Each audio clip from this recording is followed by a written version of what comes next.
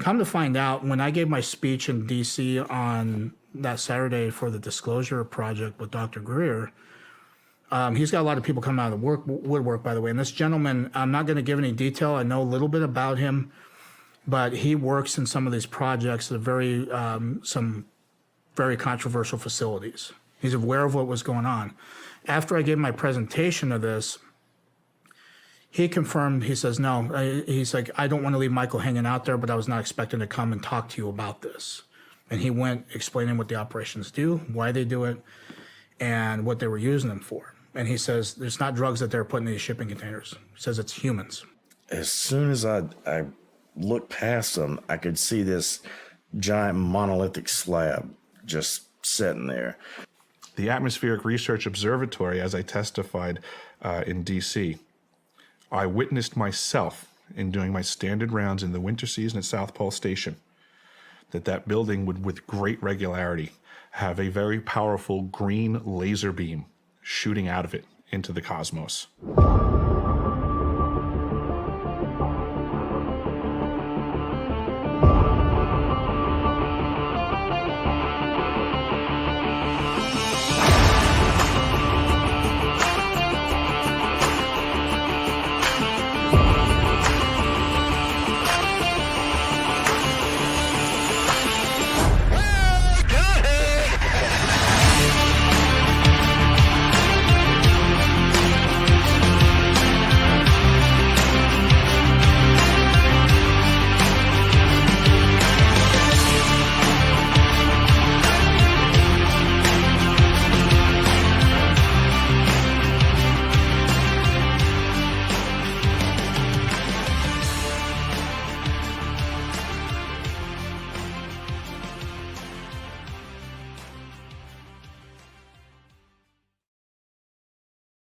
Hey everybody, welcome to another Sunday episode of Alien Addict.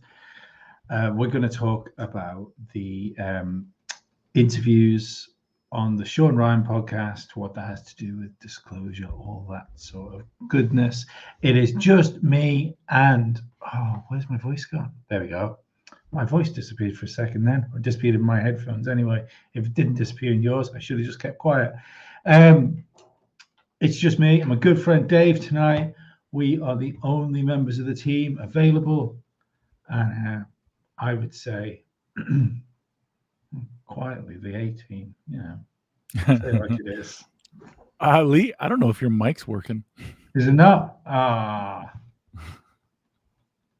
Hey, man, it wouldn't be a regular show if something goes sideways. Hey. That's how it's shaking. So what are we talking? Oh, there you were. Yeah. Perfect. So what are we talking about this evening? Well, I mean, cocaine and strippers. Well, cocaine, strippers, and I mean, I'm getting the feeling that Shawn Ryan he's coming for the podcasts that Rogan used to do. Yeah, I think so too. Yeah, and I don't think that's a knock on Rogan or anything like that. I just think it's a smart move. Yeah, mate, and if there hasn't been discussion between those two, I would be very surprised as well. Yeah, I think Shawn Ryan was like number 4 or something. Yeah.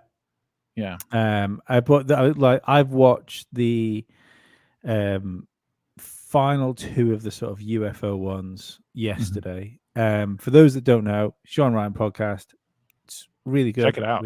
Really enjoy it. Yeah. We will leave the link in the description because he does this fantastic thing with his stuff where he says, if you want to use any of it, just use it and tag the show. Even if you can monetize it. That's great. Yeah. I've never heard anybody do something like that before.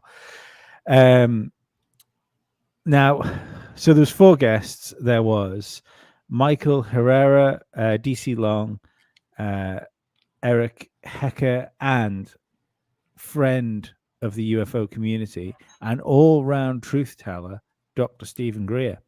He is the hero of the UFO community. The hero, yeah. I would say demigod, maybe. Maybe. If I would say probably the only person that is unanimously praised by everybody. Everybody agrees with him. Yes. So I don't really know how we should go through this show tonight. We could talk about third phase's high praises of Dr. Greer. Yeah. I mean, Save that. We'll save that. He did say that the whole effort is that everybody involved in the Disclosure Project is essentially working for nothing, which I found very interesting. Because he's not. But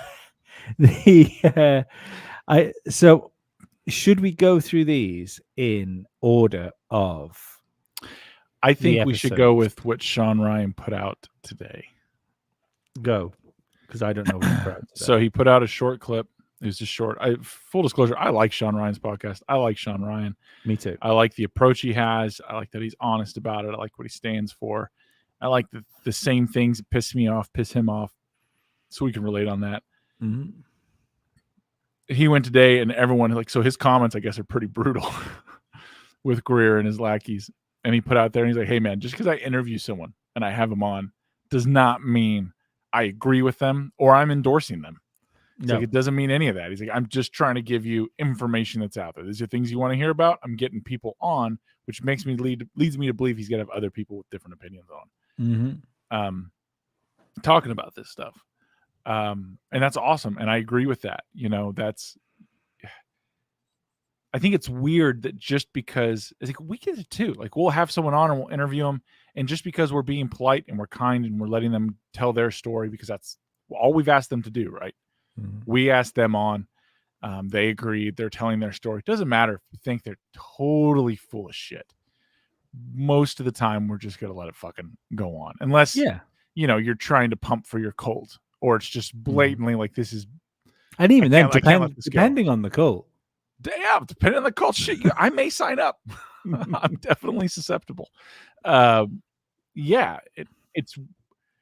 I don't know, man. The ability to think in people is disappearing. It's weird. It's not like, oh, well, this generation. No, I don't care if you're a boomer or you're the fucking alphas or whatever generation you are. It's like the ability to critical thinking is evaporating. I think that there's an element of that, and we now live in a world where you can be judged on a single action or thought, essentially. Like you can. We've seen people that say one thing after, and it could even be like genuinely wrong, or like genuinely nasty or something like that. But like, at what point? Or like unless you've done something like really heinous, like one of there's a big two I can think of. Yeah, I think there should always be a road to retribution for someone, and most of the time on the internet, it's something fucking pissy, isn't it? Something like useless. So the problem is, it's the same with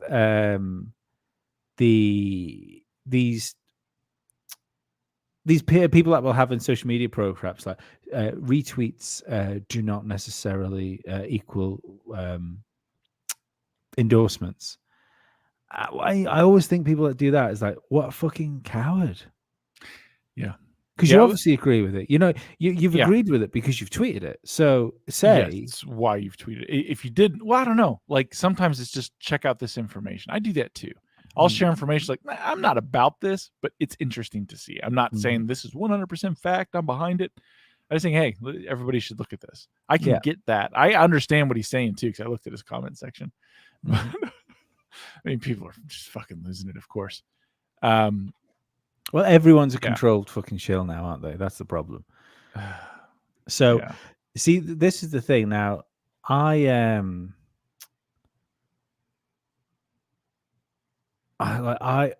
don't dislike I don't dislike listening to Stephen Greer, but I don't believe him. But but saying that it's not what he's saying I don't believe, it's his intentions for doing it. So he's in this to make money. Now, I've heard a few people turn around and say, "Oh yeah, well obviously the people that he has on because they're associated with him are full of shit." And I don't necessarily believe that, because if you're going to try and make money out of something, then you would get the most legitimate people you could. We've got some pretty interesting people that's come on this show, and we're going to play some clips of it, clips of them later on, like especially the experiences. I found, if you take Greer out of it, I found two of them exceptionally trustworthy. One of them was weird. Like the Antarctic guy was weird. I thought DC Long was extremely strange. Oh no, I think DC Long's strange, but I don't think he's lying. I think he's upset. I don't know. But let's watch a couple of clips from Definitely. Michael Herrera anyway. And you know what's fun is I think I just figured out I can move stuff around on this show now. you can. And why would you give me that power? I don't know. I don't know why you've got that power. I prefer this angle because that means I'm looking at you and not looking through my camera. Oh, this is fantastic. Right. Man, this was a mistake. Let's listen to Michael talk about his encounter.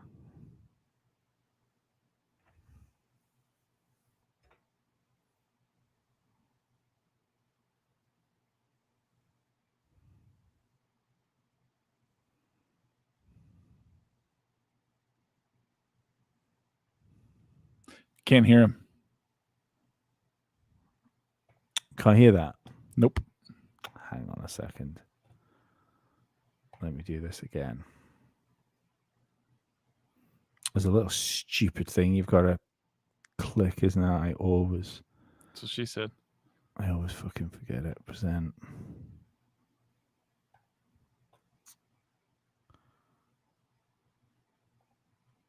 Share system audio.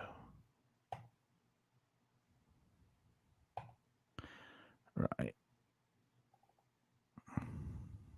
When we trekked down and got around 150 to 200 meters from it, all of a sudden we were engaged, at least not in a hostile manner, at least, not gunfire or firefight or anything like that. But the way that these guys moved was so fluid, it was so still, it was very, very, very smooth.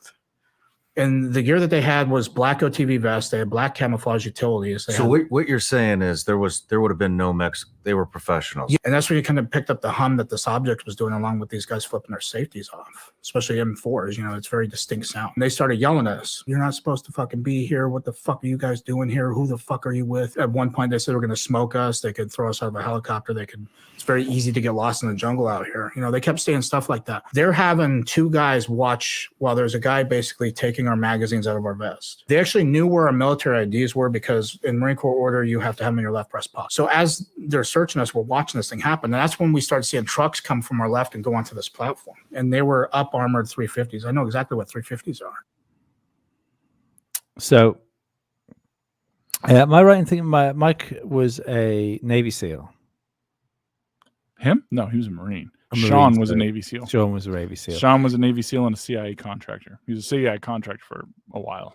Yeah, and they were on a humanitarian mission, and they came across this thing in the middle of the forest. They were on something. They're unclear about that. Yeah, there's a lot Well, of things in his account that are pretty unclear. Yeah, it was just referred to as like, he just said a humanitarian mission, I think, didn't he? Like I found his account really interesting. I don't know. There was kind of a humility with his thing that I think some of them miss. Like the guy in the Antarctic, I think he was really weird. Like I think him and what's his name, DC Long, I think they both appeared like scared of what was going on. Yes, but yeah. Let's just take it from that angle. Yeah, they did. They absolutely did. It's there's a lot of things at his account that are strange, but benefit of the doubt, if you're in a heightened experience and someone has a gun in your face, things get jumbled in the mind. Why they let him live, I don't understand. Well, this is my thought. One thing I did like about all this was there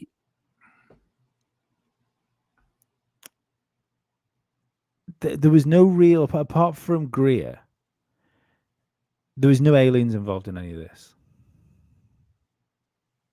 It was there's no aliens. Yeah, these are conversations about human tech, and like the more this kind of goes on, is the more I start going towards this idea that this whole idea of maybe breakaway civilization isn't the right word, but that at some point there's been a fork in humanity's technology. Yeah. And when you hear people turn around and say things like, "I saw this," like I'm not discrediting the sighting, for instance, but when someone says, "I saw this like massive black triangle, it shot off at 1,000,000 miles an hour," we can't do that. And really what they're saying is, I can't fucking do that. So if I can't do that, I don't believe the rest of humanity can do that. Mm-hmm. And I genuinely believe, like, even if Greer wants to come out of this with full pockets, I believe he does genuinely mean it when he says there is technology out there that would benefit the human race. 100%. Yeah. Yeah. Yeah. I mean, like nuclear batteries are a thing. They've been a thing for a long time. It's a real thing. Mm-hmm. The government for a while played around with nuclear powered planes, jeeps, and tanks until they realized, wow, if it gets in an accident or gets blown up in war, this would be bad. So they just buried them. Yeah, man. Like I 100%, I'm 100% with that they have technology that would benefit everyone. So, but they're using this technology that costs unbelievable sums of money, right? And well, should we listen to the clip of him explaining what was going on? Yeah, I think that's best. Yeah. I think that's best. And that's when I started seeing the key details of this thing. Like it had like a scale pattern on it, kind of like an octagonal, because the craft itself was like an octagonal shape where you could see points. It had like these vents on every single corner on the middle part of these the panels anyway. There was like a Vanta black. It was like a dark black that would like absorb light. But they had weapon cases in the back of each truck bed. And then they had a shipping container thing. I mean, it looked like a shipping container, but smaller and half the size. For years, I thought, okay, like it's got to be oxygen supply or like a vacuum sealing thing that you would, because obviously I'm thinking it's drugs. I was like, okay, so this is a very advanced way to do that. Just years of thinking of this. Come to find out, when I gave my speech in DC on that Saturday for the Disclosure Project with Dr. Greer, this gentleman, I'm not going to give any detail. I know a little bit about him. He's aware of what was going on. He confirmed, he says, no, he's like, I don't want to leave Michael hanging out there, but I was not expecting to come and talk to you about this. And he says, there's not drugs that they're putting in these shipping containers. He says it's humans. So, I mean, drugs would have made more sense. Again, we will. I think we're probably going to touch on this a little bit in the Rockfin show later on the week as well, because there's only so far you can go with the trafficking chat on YouTube. Yeah. The funny thing with it is maybe it is, maybe it's just because it's a hot topic, and maybe if he's lying, maybe he just thought, I can spice this up with a little bit of trafficking now everyone else is talking about it. I thought that too. I mean, let's operate from that. It is human trafficking. Yeah. Let's look at the economic question. All right. How much are these people worth? Is anyone worth? I mean, in all seriousness, $100,000, $200,000 before they aren't usable anymore. Okay, you're using this hidden technology and experimental craft that cost who knows how much. And then not only that, how much to hide. And you're using black ops forces to cover it up and they leave witnesses. Mm. Wow, right? Like Yep. like just your operation costs on those guys. Let's say they're probably raking $250 a year, something like that, to contract on something like that. That wouldn't be unheard of if you're doing hard discern, bad, not good things. It's not millions of gajillions of dollars. It's just not. So how much are these people worth that they're moving? Like you're putting out like any shipping of goods comes into. If you're gonna listen to Mr. Caviezel, about 700 grand a barrel.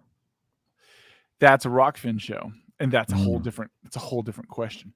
Yeah. So I mean, even then, you're talking a ship that costs billions of dollars. Mm-hmm. Billions of dollars of research, of manpower. There's a limited number of these things, and they choose to use them to do this.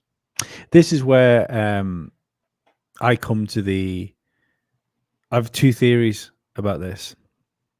First theory: the guys in the black suits with the spaceship were actually on some sort of humanitarian mission and were the good guys.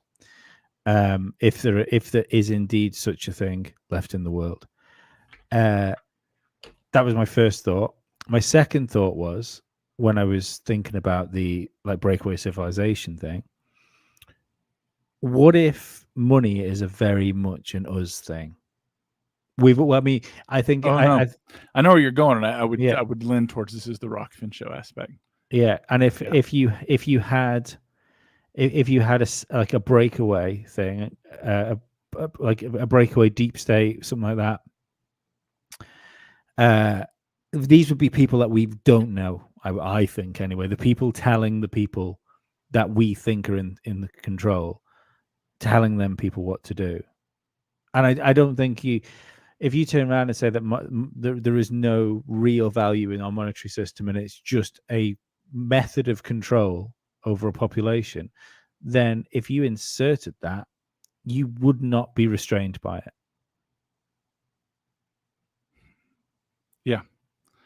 Yeah. Our favorite Floridian is in the chat. Good. I'm glad. He had to get a couple timeouts. The dominate the conversation. But I've got a quick one for here. With comments like that, I 100% recommend that you come here around about 8:30 on Wednesday, 8:30 UK time, and we start the live Rockfin show, which is 9:00 UK time. Same time as this show starts. Same time as this time. Yeah. We will, but that's over on Rockfin. We will be here half an hour beforehand with the links, so you know where it is. So just keep an eye out for that, because I think you'd be into it. Yeah, I think you'd like that channel.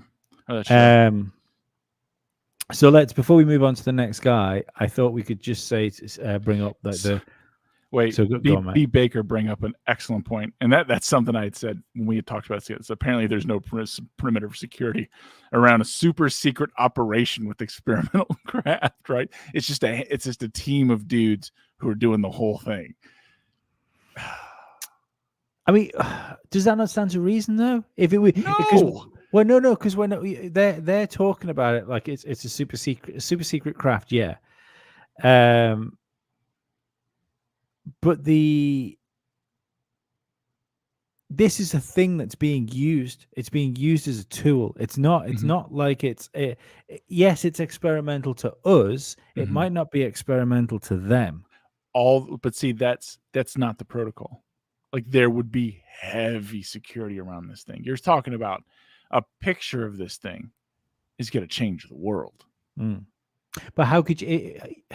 I get what you mean, but if it's on an operation and if you have a team of people inside that doing a job, then the security wasn't loading anything though. They had an 8-man security detail. Yeah, and that would be light. It just isn't. Maybe it is. Maybe isn't it is. like SEAL Team from the future though? Do you know what I mean? Like, because Apparently, they had very normal weapons. is a fire team 8. It can be. Yeah. It and see these guys. There's a lot of holes.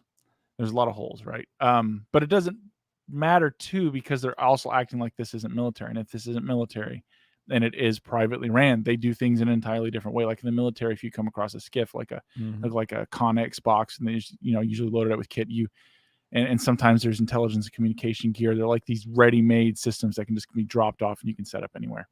And they can have anything you need in them. Like it's phenomenal. There's sign in, sign out procedures. There's, depending on what's going on, they may take your phone. They may, take your watch. They could, make you check all these things. It's really crazy. But in the civilian world, like with civilian contractors, and they'll use these same things and they don't give a shit. Like, yeah, it's a secure area. You got to get through here. You got to get through this little, air gapped security system. And then, so you scan on one end, you go into the lock, like an air locker almost. And then you scan the other side, and everything on the inside is air gap from the outside other than electricity. Right. And even then they may be running things on generators. But like I said, in the civilian world, like, they'll just walk people around them. They don't care, I don't know, man. Like, I don't know. It comes down to whether you believe the guy or not. And it's interesting. I think the DC Long thing was also interesting. I find this guy, this was my favorite of the interviews, but we'll pull up the clip of him where he's saying why he's coming forward, and then we'll move on. What's going on is not acceptable. And this is just a fast of corruption. It may not be the political corruption that's coming out now that people are witnessing with their own eyes. People call them conspiracy theories. What I'm hoping to achieve is to get other people on board to understand that the government supports what we're doing, because they were in the dark about this too. And now they're coming out and they're actually putting the hammer down. Recent bills have been passing as far as legislation through the Senate Intelligence Committee, saying that these corporations have to give the goods here in 6 months, or else there's going to be some consequences they're going to face, either through the judicial system, which obviously the government's got a lot of weight with that. The other aspect of it too is that they're going to ban these companies from doing contracting work for the government, which means they're going to lose billions of dollars. They're going to go broke. So I'm hoping that they actually comply with this measure, because one, this technology is going to help benefit humanity as a whole, not in a militaristic sense, because that's just foolish. It's more to help out humanity, because now everybody's going to be on the same level technology wise. That will never happen. But everyone be on the same level technology wise. No. See, this is one of the things I do think that's kind of worries me with the with this disclosure project. It does lean towards this communist sci-fi Star Trek world, where everyone's equal. We can, we will have limitless free energy and stuff like that. Nobody brings up, like, as soon as people start talking about 0 point energy, nobody talks about what would happen to the world if that happened tomorrow. Everyone just goes, well, everything would be fine. No, industries would be destroyed. People that go to work every day to just do this stuff there would be no jobs for them. We're going to see this with AI. We're going to see this with driverless cars. So the thing is, though, it wouldn't just be tomorrow. So, like, if you look at it from an economic perspective, it would take time. Like, not every car is set up to run on 0 point energy, right? Yeah, you would have to refit every vehicle, or you'd just have to build new vehicles. Now, that would actually be the easier thing, and then refitting old vehicles. So you'd have a massive manufacturer boom for a while. Houses aren't built to run off that unless they're pumping it through the grid somehow. And even then, your transmission lines are already outdated and all that. And if you're just transmitting free energy, because that's the general thing they talk about, just free transmission of energy, then that's it. So if it works like conventional energy, as though it's just going to replace nuclear and coal plants, not that much changes, because the reality is you're still going to have an electric bill. Those electric lines require maintenance. Yeah. Like, people are like, it's going to have to be free utilities. It's not free utilities. The water plant still has to be ran. The sewer plant still has to be ran. Yes, everything's at a cheaper cost now, but human capital is the number one cost when it comes to utilities. It isn't the utility itself. It's not the water. It's not the sewer. It's the human cost. I think you're forgetting the fact that we can all heat our homes with the small sun that we'll create, which will just, it'd be like going back to coal fires. Yeah, because we're going to turn people loose with those. Yeah, but instead of it being a coal fire, it'll just be like a tiny Dyson sphere. The toilet, we fixed the toilet thing with like a really tiny black hole. So we just fire waste into the fifth dimension and we let the reptilians deal with it. There's an inappropriate joke I was going to make about that black hole, but I'm going to let it go. I decided to be better of it because we're on YouTube. Yeah, again, that's the thought. Like you hear all the time from disclosures. It's not. Say if that energy came out tomorrow, okay, we got to decommission nuclear power plants. We have to shift them over to adapt to the 0 point energy. And now we're going to pump that through substations. Substations even a thing anymore? Well, we're still going to have supply and demand issues. So to a certain extent, yes. Right. Is this going to totally replace all batteries? No, you still have batteries and flashlights. We have batteries in our cell phones. We have batteries. You're not giving, so, well, I could just replace it with 0 point generator in your hand. The thing you're talking about something that's the equivalent of a nuclear weapon that everyone's just going to have in their pocket walking around. Let's slow down there, Haas. Could it replace all current power plants? Sure. But that means everybody there is just going to get spun up on managing new technology. These things don't just run. It's 0 point. We never have to look at it again. We never have to talk about it again. It requires zero maintenance. That's nonsense, right? It's going to require maintenance. It's going to require someone to watch it. It's going to require someone so lightning doesn't hit the building, or a flood doesn't happen, or a hurricane doesn't hit, or like there's realistic aspects. Like I hope these things exist, and if they do, it will absolutely make the world better.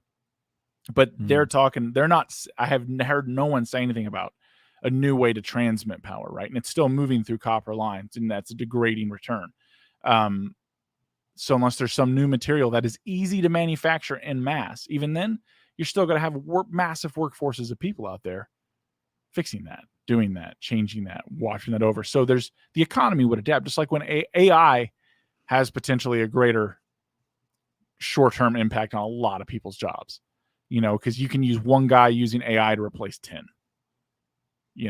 so you take the best one of the bunch, and that means everyone else has to. But then again, at least in my country, there's a massive shortfall in trades, so you'd see a boom to that.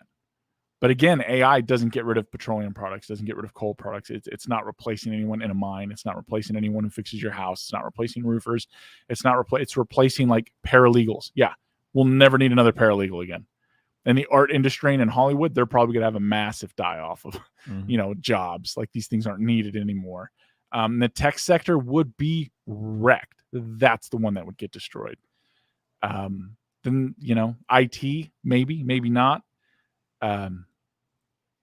Again, we're assuming huge things about AI. We're assuming that we create this AI and it's, the 51st equivalent of it can do everything.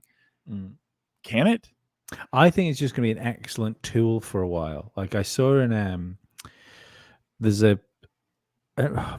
AI is being attached to this like South Park bot thing. Have you seen this?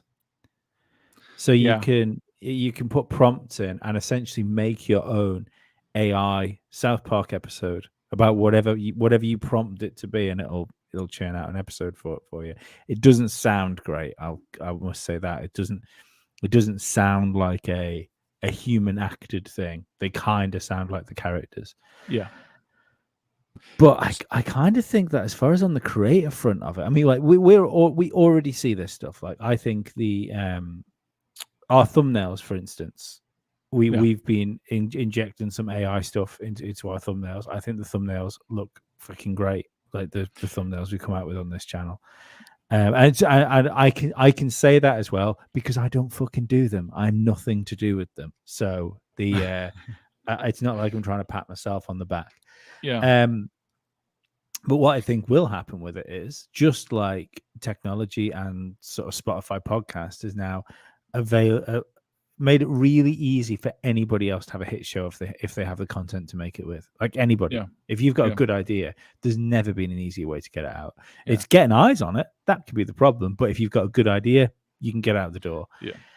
I think the first thing AI will destroy is the Hollywood film industry. It would no Because longer be needed. Yeah. Sooner or later, some dumbass like me that might not have the technical ability to do something, but they have the imagination to do it.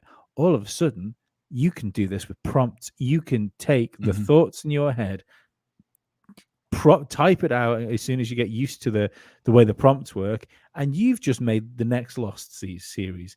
Think about all the fan stuff that's going to be done. You know, if are you upset that they didn't do another season of Dirk Gently's Holistic Detective Agency? Yep. Because I fucking am, and I know someday some fucker is going to make another series of that with AI, and I'm going to be very fucking happy about it. Yeah. But- So there's to talk to this, like the Vincent Ross show was talking about that. To jump back just a second before we go into the creation, I agree with you. It's gonna it'll turn any really good novel. AI will be able to make it a movie. Yes, You know what I mean? Because descriptions in novels are fantastic. Mhm. But he said, wouldn't transmitting power affect radio signal? Yeah, it would. You're transmitting tons of energy into the air. It's so you're still we're still relying on things that already exist. Because while they talk about these huge leaps in technology that we're just gonna, you're not gonna have a quantum singular phone that's able to. It's not there, man. Like that's true, still science fiction. I mean, I'm sure people are ingenious enough one day it will happen. But as far as like transmitting energy going through these things, and like Squatch said, his business is still good. It's right. His business will still be good. They're still going to be. Is it going to change the world? It's going to change the West. It's going to change the West like the Industrial Revolution did. I don't need 1,000 workers in here. I need 100. Same thing. I mean, I tell you what, thinking of it that way, you like China is at a bigger risk than say America or the United Kingdom, because you have a massively dense population, a big population, and all of a sudden, if you make a huge portion of that like redundant, what do you do with them? I kind of think I know what the CCP does with them, and it's not good. It's not good at all. Cosmic Dave, that I feel like you should be Cosmic Dave, but he's already got to it. Yeah, You're good for Mystery him. Dave sometimes. No, I'm sexual material. But thanks for the super chat. That's awesome.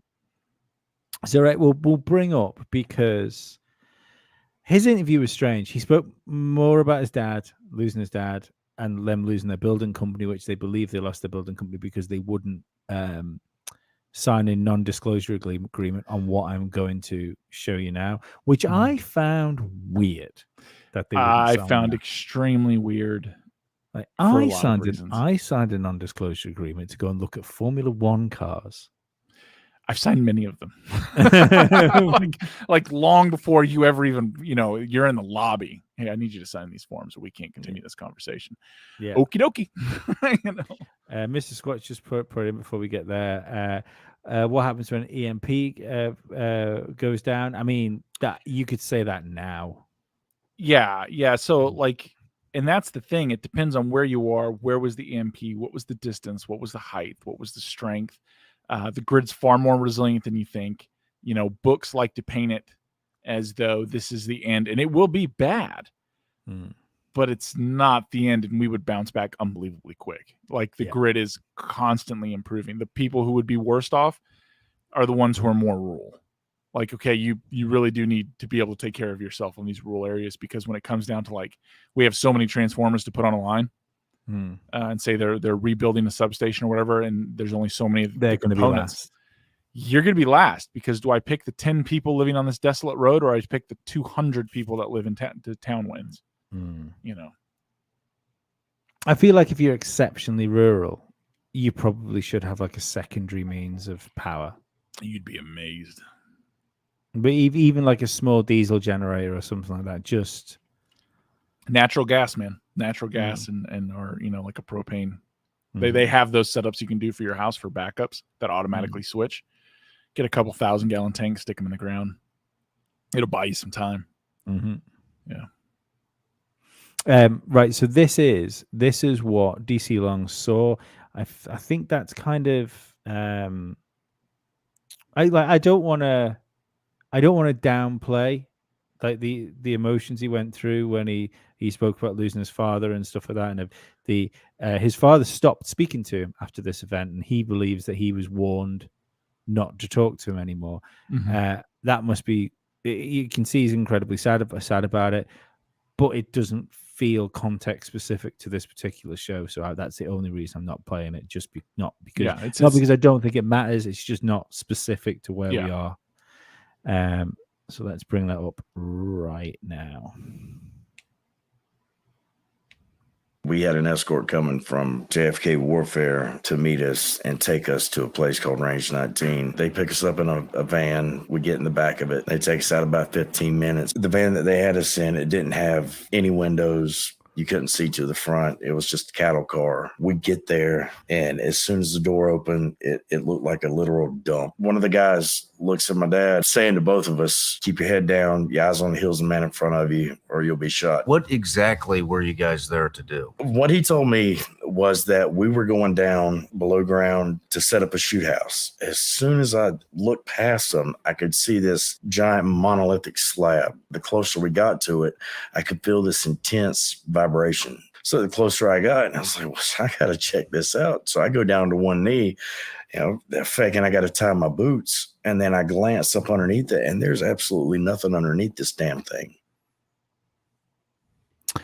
So his one's really weird because it's unbelievably weird. Yeah. I've got issues with this. You want to talk about people having like highly classified stuff out, and he goes on to say, like slightly shortly after that, it's a black oblong looking thing. Did he say it was 7 foot? 7 foot wide, but he only got a cursory glance at it. So long. Let's say all his dimensions are off. Right? Yeah, because he was tying his shoes and looked to the side. It sounded like a container, like a like what you would get on a building site. That's the dimensions it sounded like he was trying to say to me. Later on, he also said there was a boulder floating. There were 2 other boulders. One boulder was floating, one was not. And there were black boxes on the ground, and then there was a black box attached to like the top of the oblong structure. Yeah. The monolithic. He said monolith. He said monolithic a lot. Like he liked that word. I noticed that. It was strange. Because he said, the construction company his parents did. They did monolithic like slabs to, turnkey homes, residential, and then they got into commercial. Okay. And he's like, this was a monolithic. Like, I feel like you like that word. Yeah. It's not a common word. But not anymore. It is now. So he's got the black boxes attached. Okay, you had a cursory glance at it because you're supposed to be looking down. You even made that thing that you just kind of noticed it, but like you wanted a better look, so you tied your shoes and noticed it was floating. Weird. Because let me be honest, they wouldn't let you tie your shoes. No, they'd be like, you can do it where you're going, eyes on the ground. Or they would honestly just throw a black bag over your head because, believe it or not, this is going to sound weird, they make them for that purpose where you can still kind of see out of them, but you still really can't see shit. Mm-hmm. Lee had one on his head. I did. Purpose made. Yeah. So, like the boulders caught me off guard, but the big one was right. So you've got these contractors coming through to set up an underground shooting range. Fine, I'm sure that happens all the time. But like these things are done by appointment. So would you not move the floating rocks? And I mean, things can happen, right? But yeah, they would know ahead of time. Like, there's so many things that didn't make sense. And interestingly enough, the underground shoot house was not the strange thing. And kind of listening to him talk, I sort of absolutely believe that his dad probably did build shoot houses for, various SF forces.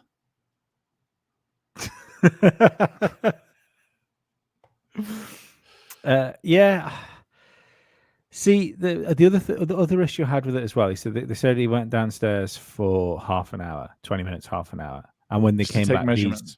these things have gone. So fine, right? They went to price a job, get it. But again, if you can move these things so fucking quickly, wouldn't you make sure they weren't there when people were walking through? I don't know. You know, maybe the argument could be made that it was tested, that they were testing them. But again, so he's still active duty. Like that's what he had said, right? So he's either active or reserve. He never really made that clear because he does a jump shortly after this where he gets hurt, right? Yeah, I've got a clip of that if you want to hear it. Yeah, well, before we jump to that, so he's still there in some way. All they have to do is have his commander show up and be like, this is what it is. You're never going to say another word. This is direct order. Like, you know, they can 100% do that. Like they can tell you to shut up because you're property, right? They can make his life rough. Well, I mean, he says that. And why wouldn't they sign the ND? That made even less sense. I'm not signing that piece of shit. It's a fucking non-disclosure agreement. You just There's no way you've built things for the government and not signed that. There's no way you've been to these parts of Fort Bragg and all these other places to build these things and you haven't signed some shit. Yeah. Right? No way. No way. And the other part was the Delta Force guys apparently used private jets like it was their own personal thing. That's new. Because he was talking about in another clip with them going hunting on properties and stuff. Yeah. And I was like, okay, so maybe they weren't. Maybe like if he said they were CIA, I'd be like, oh, okay, that totally makes sense. Yeah. We do that all the time. But with the military doing it without like being general, you know, I don't think so. I don't think so at all. That's a big line to swallow right there. Or that they would just take random people with them. So they'd take you like you're coming onto the base and leaving on this, you know, G3 or whatever it is. It's because some, you know, staff sergeant who's with, you know, whoever said that, yeah, he's a good guy. We're going to have him on and go do this thing. It seems unlikely. It seems unlikely. Yeah, I mean, he so he says that they went downstairs, priced the job up, came back upstairs, stuff was gone, went into the office, they were passed 2 NDAs to sign because they saw something they shouldn't have signed. They turned around and said, we're not signing that bullshit. We don't need to. We've done this for years. Don't be fucking stupid. They are then just allowed to walk out of the building like nothing has happened. They 24 hours later, as they're traveling back to the I take it like the depot where the construction company is. The DC Long gets a phone call from one of the workers that works for him saying it's all gone, and everything in the yard where they run the construction company from has essentially been stolen. It's all gone.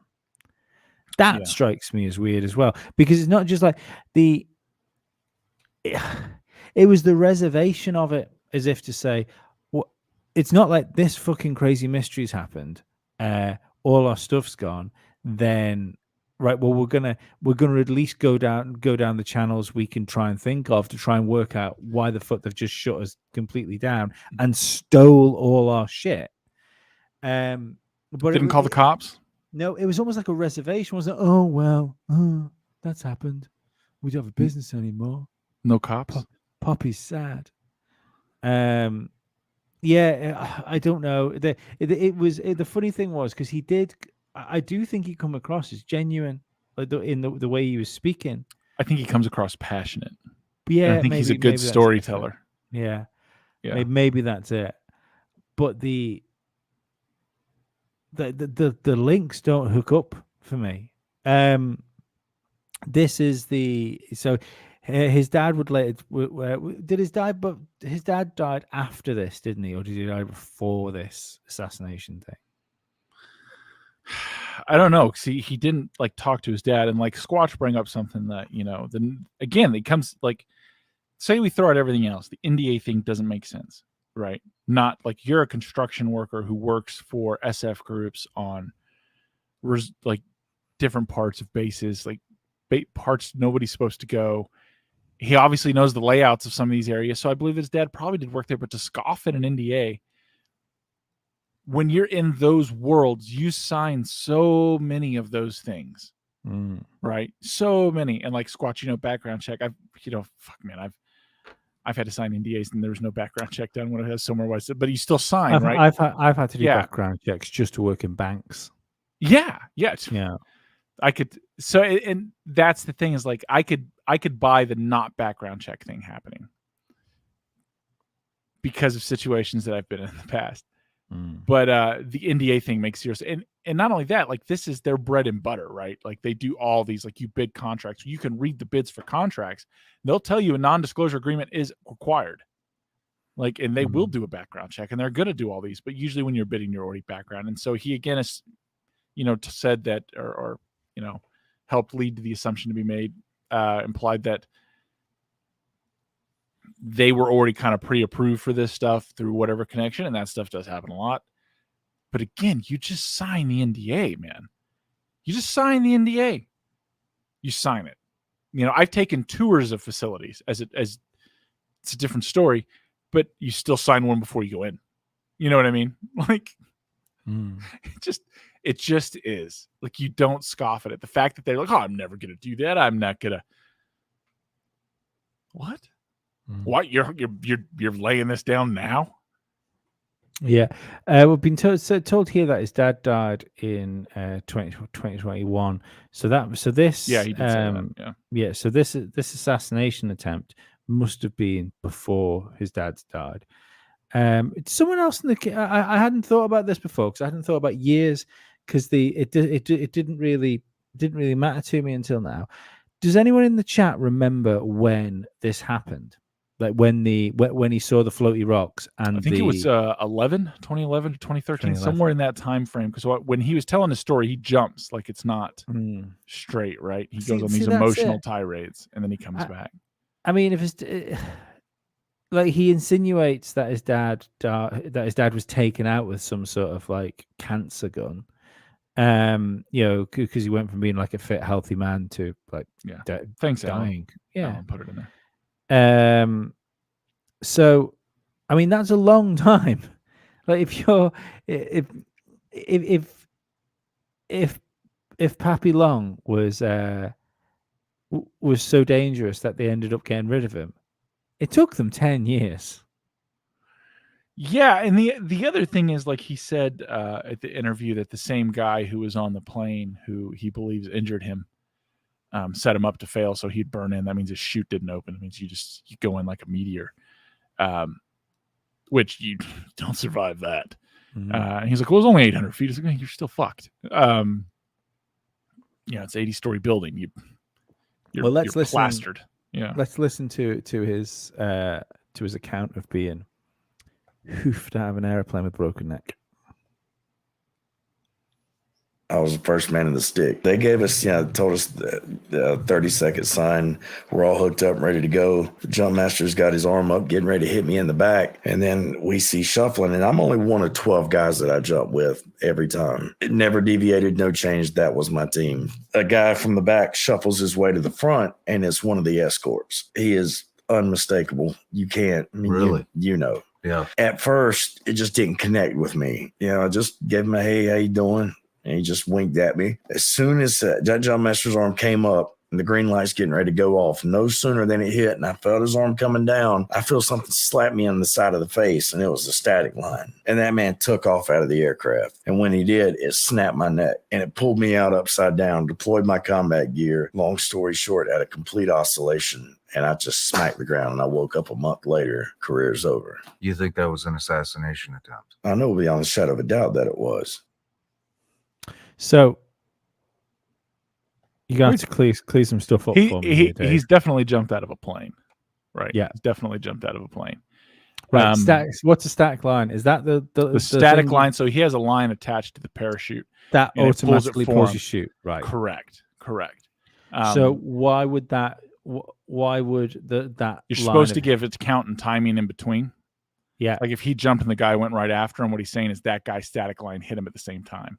Like, so he jumped out and the guy jumped over and the wind's blowing and that static line, it's got some weight, popped him. And it, if it knocked him unconscious or even disoriented him going down, it's not enough time for him to try and deploy a reserve, straighten himself out. And if he's spinning in a weird angle, like he's at his combat load deployed, so you jump, you pull, it pulls you, rock in, and then as you're coming down, before you hit the ground, you drop your combat load, and that's what hit first. Kind of. What do you mean combat load? Kit, weapon, gun, your fucking rock, all your shit, or whatever it is he's carrying. It goes on a tether below you. You let it go. Right. Okay. Yeah. So that'll hit the ground. Yeah. It'll hit the ground and then you hit the ground and then the parachute goes down and then you jump back up and you start trying to pull and then stop the chute. And, I've never jumped out of a plane. I've just seen it happen, but, and I understand the concept, but, yeah, like, okay. So his stick, his line, his group, like he's first in the stack of men who are about to go out, right? There will be a jump master next to them, giving them the cues. So this guy passes everyone else, clicks into the line behind him, click into the line. And nobody cares. Like, you're on the plane and this is your, I don't know, maybe there's more dudes on it. Maybe it's more than just 12. I don't know what's going on. That's very possible. I mean, a lot of things are possible. I don't know. And Shawn would absolutely know. He'd know way more about this shit than I definitely would. It just seems weird that someone would cut in line and no one would give a shit. And that you would not have noticed this dude. Like, you would not have looked around. Like, you've obviously done these jumps many times. These are your guys. You're going to be in your guy. You're cutting shit. You're not going to notice a new guy. I don't care if there's 50 dudes or 100. Like, I don't know. Seems strange. Strange. But what do I know? Yeah. It's just the fact that he survived that. I mean, here's the thing. Let's play devil's advocate. Let's say a static line did pop him. Let's say he was going out and he did get hit in the head or the neck or something and he was hurt and he came in too hot and he was spinning out and fucking slammed into the ground. All right. He went out at a weird angle. So he's saying so he turned in the air and it kind of wrapped up some of his, shoot. So it didn't fully deploy. He came in a little hot and in the wrong angle and it fucking wrecked his body. He's out now. He's done, medically discharged. That's a hell of a hit to take to the head too, isn't it? Yeah. Traumatic brain injuries are a hell of a thing, man. There's no joke. You're suggesting that might have something to do with the story that's being told? Well, I'm saying he 100% had a traumatic brain injury. If he crashed in the ground like that, he wrecked his noggin. That absolutely happened. He got pancaked. Yeah, your head isn't the only. Everything smashed into the earth, but my head. Yeah. So how bad would that be? Because it's extremely bad. Well, obviously his chute must have deployed. Yeah, to some extent, yeah. Because he's not. You're not jumping out of a plane 800 foot and going. Oh, sometimes well, it doesn't. Just gonna fucking free ball this one. Sometimes it doesn't. But I mean, that must be instant dead though. 800. Yes, foot, 800 surely? feet. Yeah, you're fucking dead. Yeah. So what's the difference between the even if your chute deploys perfectly, you can still land in such a way that you're now medically discharged. Your knees get wrecked, or you hit you hit a tree, you hit a building. You don't land in the landing zone. Yeah. My uncle was a paratrooper, and he was he carried on jumping after he left the army because he just fucking loved doing it, and he ended up he was paragliding this time, and he paraglided off a mountain and it shut his chute on him, and he dropped a few 100 foot down the thing, and he broke his spine. But yeah, no, pretty grim. But there's something strange about that one. That's stranger than Forrest G.I. Joe's with the spaceship. Yeah. So like Alan in there again, he said he cracked his neck. Maybe. The thing is, so for anyone who's ever had a concussion or a TBI, everything's pretty foggy. You usually don't remember the incident. usually do come to somewhere else. Remembering before is pretty foggy. And he's like, well, I broke my neck on the way down. Could have been the fall. I think could have been. Well, maybe not the fall. Definitely the landing. Could that have, give him a knock? Sure. These things happen. Absolutely. But I'm also going to be hard pressed to take the word of a man who crashed into the fucking earth and got jumbled up and is trying to have perfect recall. I've been hit so fucking hard that I lost 2 weeks of my life in a hospital. Didn't know who I was, didn't know where I was. I had brain swelling and pressure on the optic nerve. I mean, it was bad. And yeah, man, and there's just, it's a blank spot kind of before, kind of after. And I, like, my memory of it's very foggy, obviously, because you only remember the last thing that you remembered.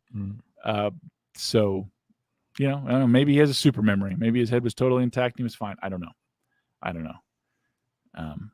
Is what it is. The last guy interviewed was Eric Hecker. The Antarctica guy. I've only got 2 clips of this.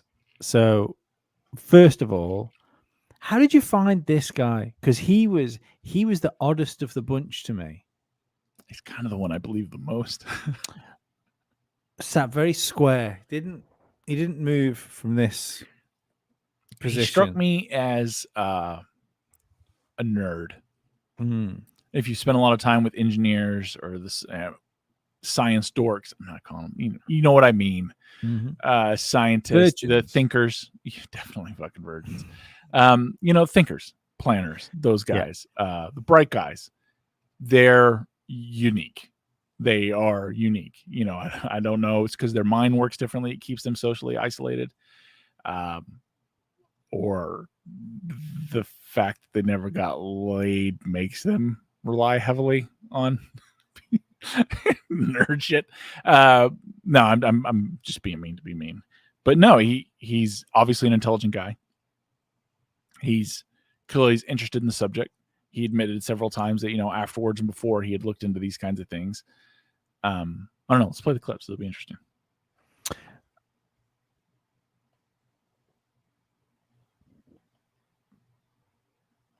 I physically held a key that opened every single door in the facility. I had complete access to every compartment they manufactured. What are you blowing the whistle on? That there are technologies at the South Pole Station that people can't even consider that exist on this planet. Directed energy weapon systems is something that people need to get into their vocabulary fast. The ice cube neutrino detector is not simply a passive listening device as presented for the science that they're claiming it to do. It also has the capacity to transmit. There are embedded in the ice what are called digital optical modules, DOMs. They're about the size of a basketball. The array embedded in the ice is 1 kilometer by 1 kilometer by 1 kilometer. It is the world's largest telescope. And now, because we have proven that it can transmit, it's the world's largest directed energy weapon system. It is responsible for the earthquakes in Christchurch, New Zealand. That was a big one. Yeah. That was a big earthquake. What got me about that was, like, nerd or not, when he was talking, because he said the Christchurch one was an accident, didn't he? I believe. Yeah, that's what he said. So if you're involved in this and you're involved in this accident and you're just a normal person, like you say, he's just a normal nerd. I don't understand how you just drop that without at least showing some sort of sorrow, unless you're a complete psychopath. No, I absolutely do. I absolutely do. Yeah. I absolutely do. Yeah, no, but that's not his job. His job no, is, and I get it. His job's not a murderer. His job is he wasn't a tech involved. guy. He just found out. Like, not everyone's a super compassionate, connected person. And not only that, when you're talking about crazy shit like that, like things that you find out and you're like, what? Like real info. And you're just, well, you could tell the world. And what would that do? No one will believe you. It's only going to cause problems for your life. You just kind of be like, well, didn't happen to me. and you keep moving forward. Yeah. Yeah. Yeah. I don't know. It just seemed weird. It seemed like even if there's not some sort of air of responsibility there, I don't understand how that's not brought up. I don't. Oh, that should be more. Yeah, it's a huge claim. No, I don't understand how he doesn't bring up look, we fucked up here, or that they fucked up here, and there was a loss of life, at least go down, because don't forget he's coming at this from the humanitarian point of we have this amazing technology, and I want to bring this forward because I want to benefit the world. He wants to benefit the world, but he doesn't care about the fucking accidental flattening of the fucking town. If you watch him, he only gets excited when he's talking about the technology. Mm-hmm. I know plenty of IT guys that don't care. You know, I knew people at 9/11 when it happened on news. They're like, "Huh, well, that's something." They just kind of keep on going. They don't care. They're just I get it. Yeah. Yeah, it's interesting. There's one more clip when he talks about quantum entanglement here, and that's all we've got on this chap.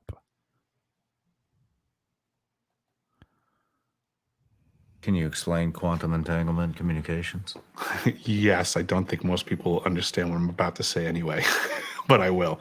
The way quantum entanglement works is that you can take two particles, quantum entangle them, and then take those two particles and move them at any distance in the cosmos. And let's just say, for example, if you quantum entangle two electrons and you have them spinning in the same direction, and then you take one of those electrons and you shoot that thing out 100,000 light years from the original. If you then rotate the spin on the one electron, if you modify it so that its spin changes, the quantum entangled electron at any distance will simultaneously, in no time, switch its rotation also, because they're quantum entangled. So these communication systems are taking advantage of this aspect of quantum mechanics that most people can't wrap their heads around, and this is what they're utilizing. It's just the new level of science that affords us the ability to communicate at any distance instantaneously.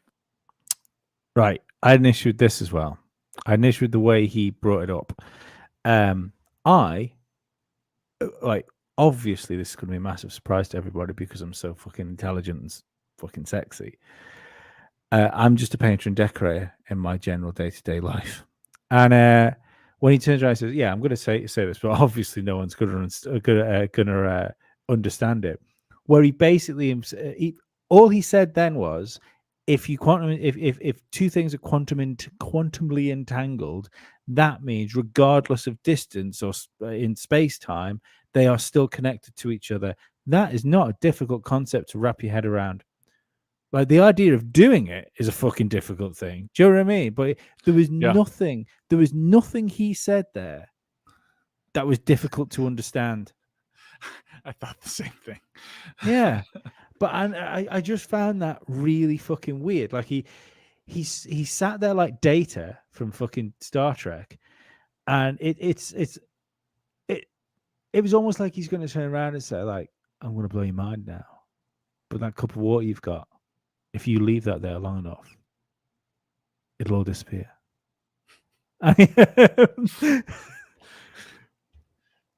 There's this thing called evaporation. But these guys, you know, under oath or whatever, have testified, and I think that's why Shawn had him on. I'd be surprised if Shawn agrees with all of them.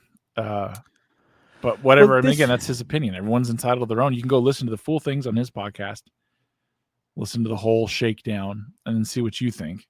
Right? Yeah, like that's kind of the whole basis. Do I think something weird's going on in Antarctica? Absolutely.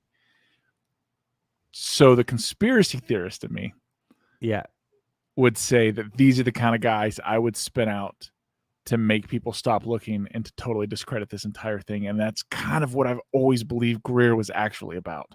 Yeah, I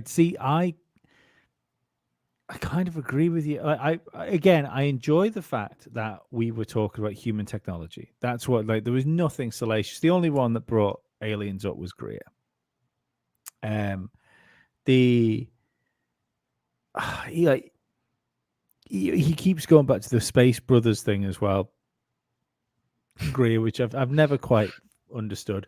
And he like, I think the Greer stuff might be better kept for the Rockfin show, to be perfectly honest, because there's so much stuff he goes into as far as like basically blaming alien abductions on humans. He's almost at levels of Q, like deep state. He strikes me as one of these people, and I've never met the man. Right? I would love to meet him. I would love to have a conversation with him. He would probably not enjoy me because I mean, you've met me, right? Not everyone likes me. Yeah. Yeah, it's very, very normal. But I'm very curious because there are certain people that, like, when I'm dealing with them or talking to them, I generally just lean towards the opposite of everything that they're saying. It's not that they're lying to me. It's that you're trying to guide me. And I don't understand the purpose of why you're trying to guide my thought, why you're trying to shape a narrative. We really don't know each other. You know what I mean? Like, this doesn't make sense. And it did very much. It was so on brand for Stephen Greer. Like, everything they did was all, we have incredible technology that can change the world. And it's too on brand. You know, it's too there. So that I find the whole thing weird. I enjoyed listening to them more in the podcast form than I did. The testimonies were brutal. Yeah, I blame most of that on Greer because he took up more time than the witnesses. I think it's something very interesting about the Shawn Ryan clips thing. He's put a load of Stephen Greer stuff up, and it shows I think the interest maybe they thought, because like I downloaded these from his Google Drive, and the Michael Herrera one, he's got a few. DC Long's got like 4, and then Eric Hector's got like 2 clips they've put up. Kind of says everything. It does, doesn't it? Like, I'm still one thing Greer does bring up, and he's been bringing up a lot, is he's been bringing the blue beam thing up.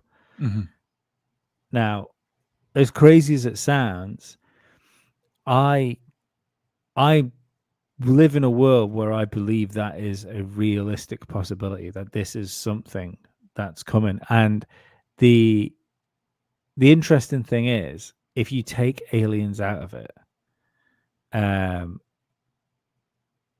you can understand, like, if we've had this technology for a long time, and there is some sort of like global hand that wants like a one world government and stuff like that, then you can understand how they could slowly put together this plan to do that. I think taking aliens out of the equation makes it so much more believable if we're just using human technology, because that takes the all of the holograms and stuff out, the really wild stuff. So you're not doing that all of a sudden. All you're doing is just using experimental craft we haven't seen before, and essentially you're just waging war on your own people. Well, they're willing to inject everyone experimentally just for shits and giggles to see what'll happen. So that's I would argue we are already in war in some capacity. Maybe always have been. Yeah. I don't know, man. If I those are the 3 options. Which one would I lean more towards? A, B, or C? A. Which one's A? Blue beam? No, the three interviews that he had on. Herrera, Long, and then Nerd Boy. Yeah, I leaned more towards A. I think I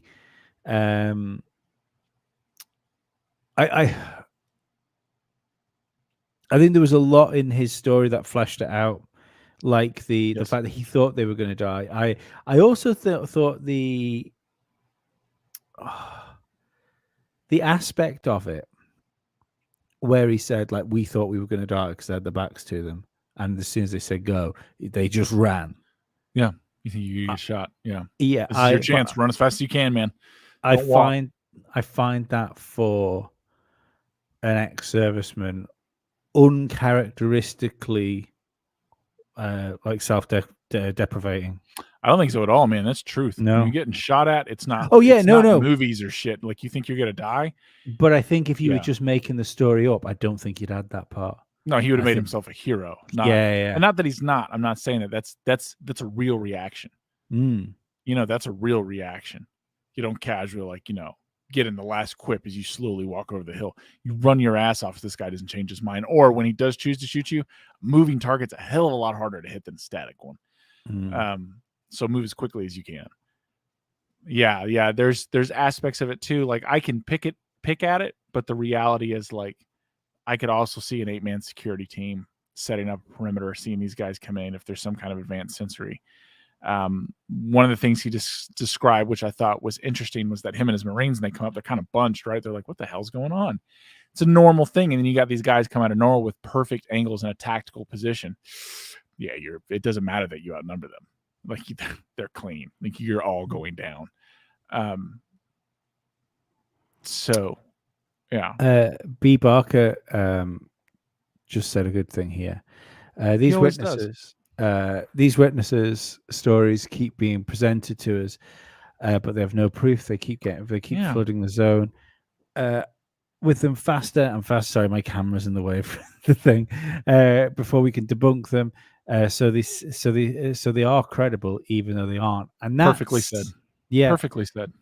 Exactly. Because essentially they're just being drafted in because of what their jobs are. That's so. I mean, realistically, that's how Greer got all his credibility, right? He was a medical doctor.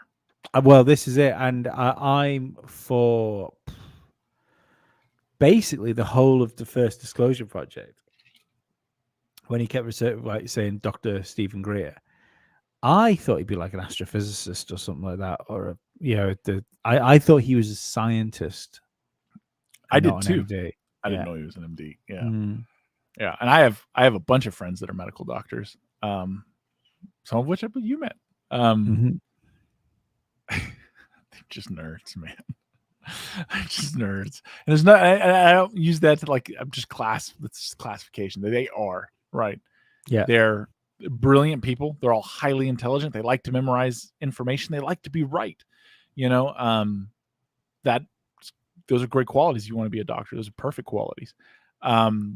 What quality that's not really the best quality is questioning anything. Just go with what you're told. Go with what's been told to you. Yeah. Careers, humility and intelligence as well. I think that tends to be pretty low as well. Yeah, I think that's because, well, that's a Rockfin show comment. I don't know. If my friends ever watch, I don't want to see me shitting on them more than I would in person. I wasn't necessarily meaning your friends then. I meant I am. When I'm talking, I'm specifically meaning, but I have a good sample size of these people, and it's just kind of amazing. Educated people didn't make, like, in large numbers. Educated people made a bad decision over the last. They usually do. Years. Yeah. They usually do. What was it? I think I saw something on Twitter. Who was the one posting it? I forget the guy's name. Was talking about if there's these advanced physics or whatever, and the government has them. Why aren't this is Weinstein, I believe? Why aren't all the theoretical physicists, the top theoretical physicists in the world in academia, being allowed access? Because these are the best minds, and someone had.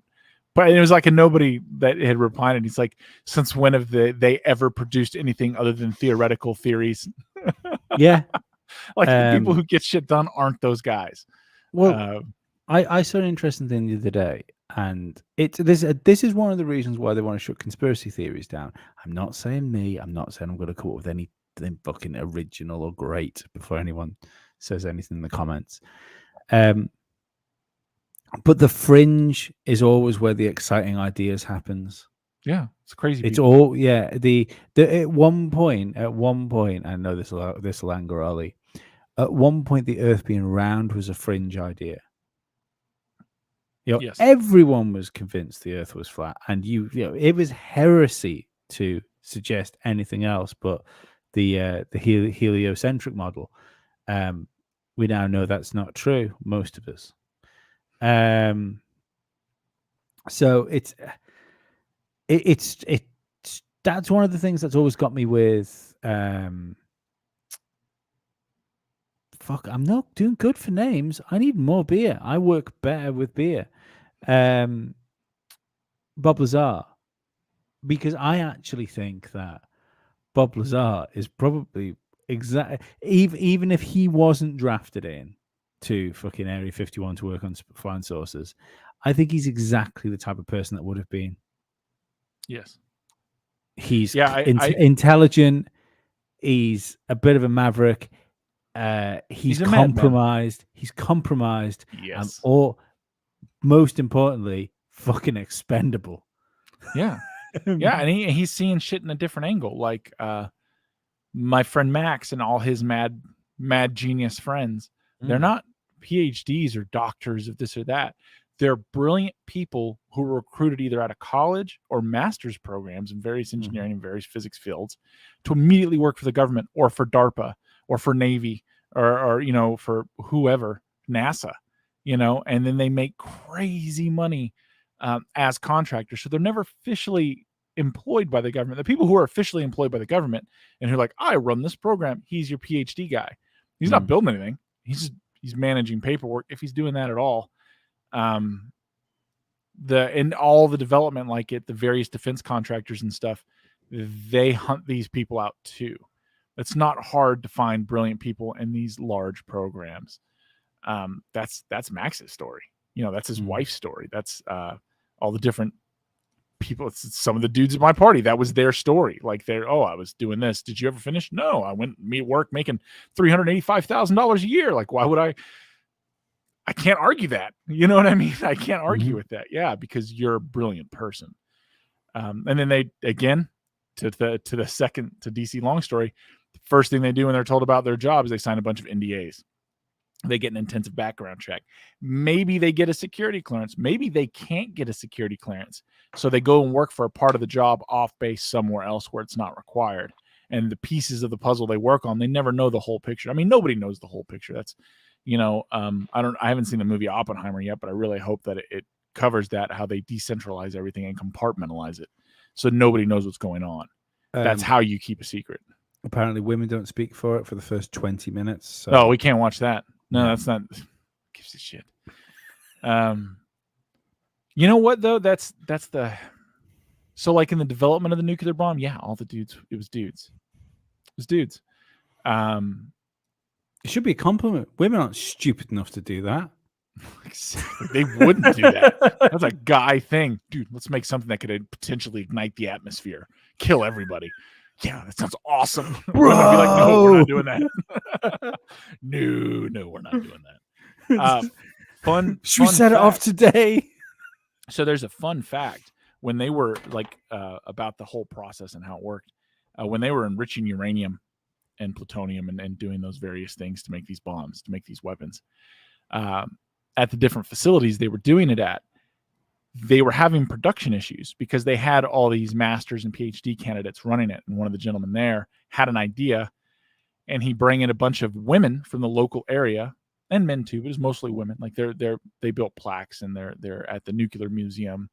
They talk about them, and they told them that, listen, if the meter goes above this line, hit this button and do this. If it doesn't go below this line, just keep letting it run. But if it goes above this line, stop the thing, hit this. And they have no idea what they're doing. No idea that that's plutonium or uranium, whatever, that's being enriched in this thing. And if it goes there, it's going to go critical, and everybody's in trouble. They did not tell them that. They told them, watch this needle. All right. And we're going to pay you well. Hit this button. Well, the last thing you want if is them thinking about their mortality the last thing you want is panic. It's the same if you do anything from fucking, I don't know, walking on a roof. If you're scared of doing it, you're going to injure yourself. You can't think that you're going to die. Yeah. So anyway, they found that the scientists, when they would do it, their production value was nothing. It was ridiculous. And these women outproduced them by huge margins, like 100% more. Like it was unbelievable. And people are like, what? Because every time the needle moved at all, scientists would shut it down. We got to know why. This doesn't make sense. We got to calculate. She would watch that thing bounce all over the place. She didn't give a shit because they told her when it goes above this line, do A, B, and C. As long as it's not going above that line, keep letting her run. And that's what they did. Mhm. And, you know, that's part of the beauty of it and part of the horror of it. And that's why we have areas all over America that are unbelievably radiated, because we made so much shit and we made so much mercury and we dumped so much shit. And like, some of it I can't talk about at all for various reasons. But when you find out like a fraction of it, you're just like, oh my God. I don't know that the bomb, we should have just let the war go on 2 more years. You know what I mean? Like maybe we should have just let it just inch out a little bit longer. Like they were going to break. This may not have been the best thing, but we got it now, and it is what it is, and we deal with the consequences of it. So Yeah. It makes you wonder what we've actually got. I don't want to know. I'll be real with you. Like I have friends that work in that, some of which again you've met, and I got my own demons that haunt me. I don't need theirs too, you know, because it looks like they don't always get good sleep. You know what I mean? Like that's not. Took me a long time to adjust. Good on them. I have no idea whether you want to get back into shit like that or anything that involves finding out information that, let's be honest, you never really wanted to know. Yeah, it just makes you uncomfortable. I mean, it doesn't matter. You could tell everyone. I could, you know, there's a dozen stories I could tell that would be like, oh my God, what? And it doesn't change anything. Knowing it doesn't change anything. It's not going to make you sleep any better. It's funny at best and tragic. I mean, most of it's just tragic. It's just kind of horrible. So. That was one of the interesting things I think that Eric Hecker brought up was the direct to brain or direct to skull audio sending, and he was essentially more so than just like someone pointing a gun from across the street, kind of insinuating that this is done through technology. You know, it's like with your phone next to the bed or something like that. I can see that. And he then went to say that this is, I think, definitely something that we can bring up on the Rockfin show on Wednesday. He's like, what if some of the actions of people right now aren't actually their actions? You know, it's if you've got your voice. I mean, we all have them. Like, don't we all get that? We do not. know, that is not true. Not everybody has yeah. that internal monologue. That's fair. But I think okay, those of us that we call those sociopaths. Yeah, but those of us that have the internal monologue, we've all had it. We've all been walking through. We. No, okay. Well, yes, we had it. With the we've been walking down a street with our friend, and it's been a busy road, and you've got, what would happen if I just pushed him, or what would happen if I just stood in the road? You know, those thoughts that you don't want to jump in your head, but they just pop in there just to keep you on your toes. I imagine they're not. Imagine they're not ours. I don't think they are. That is a different conversation, though. Mm-hmm. Yeah, man. I think like he was talking to the last guy, the Antarctic guy, was talking about Havana syndrome and things like that. That's something that seems to be microwave radiation, though. Microwave radiation exposure that they've weaponized, and yeah, it gives you headaches and it'll mess with you, and you're cooking someone's brain. Yeah. Yeah. It's again, man, it like I look at, like, if we look at the individual pieces, you can get bogged down, but I like what B. Baker had said, you know, that they're throwing it out so fast that you're just going with it based on, you know, the reputation of who they are and hoping that it's right. But it wouldn't be that hard for me to find some people with, or for, you know, like Alien Attic, here we do it. Let's find some people who are a little mentally disturbed, you know, or maybe they have some real traumas. Give them pumped up to say kind of what we want, spin them in the right direction, and put them on, and we'll guide Make them feel good. To say, yeah, that you're important. People are going to listen to you now, and you're going to hear their past trauma come out through their story. You know, whether that's having sex with alien animals, that was weird, that was or weird. Yeah, that was weird, or I don't various believe other that things. guy for a second. I think he's 100% telling the truth. The stranger, because that's what I kind of go to, man. It's always worse than you think, right? He may be the only honest one, and we all make fun of him. And that guy was the right guy. He shows up and they assume he's king of the world, right? We're all in trouble. We're all in a lot of trouble. But yeah, well, I would like for us to get a bunch of experiencers, people who have had abductions or night terrors or sleep paralysis or believe something has happened to them. I'd love to have that conversation with people, in as safe environment as we can, and hear what they have to say. I have no problem with that. Mm-hmm. But when it comes to Greer as a whole, and then we saw that picture of him and the Rockefeller, it just makes me think that was your whole role part of this controlled narrative? You know what I mean? Yeah. Like, I'd like to know when that was as well, because they early 90s, gotta be. Well, that's it. That's got to be before the Disclosure Project. Oh yeah, 100%. So it's that when you've got him with the Rockefellers, with Bob Bigelow, with Linda Moulton Howe, I wonder if I've probably got that picture just in case anybody in the chat hasn't seen this. I'm gonna bring this up. I'm sure we will. This will not be the last time we show this photograph. So yeah, the meeting at Rockefeller's Ranch. Yeah. Again, you have Linda Moulton Howe with Bob Bigelow in the middle. You have Dr. Stephen Greer on the left. I don't really know any of the other people that are there, if I'm perfectly honest. But see, the thing is, Greer looks mid-30s? Yeah. Long before he started taking his testosterone replacement therapy. Yeah, and anabolic steroids. Yeah, he's got a big thick old neck on him there. He's still decided, he's still like in the I'm gonna be natty stage there. But see, my thing is like I always thought that the Disclosure Project, and I may be wrong, someone might be able to smart me up, but he like exploded onto the scene from nowhere doing the Disclosure Project. He decided to quit his job at his country hospital, and he was gonna like find truth for UFOs. Seems weird that he's hanging out with Bob Bigelow. Well, he's a weird dude. He is a weird dude. But it seems even weirder that he's at fucking, like you say. Can you imagine the security that goes in from like to go and have dinner with one of the Rockefellers? Strangely enough, I actually can imagine the security involved. But yeah, it's just really weird. Like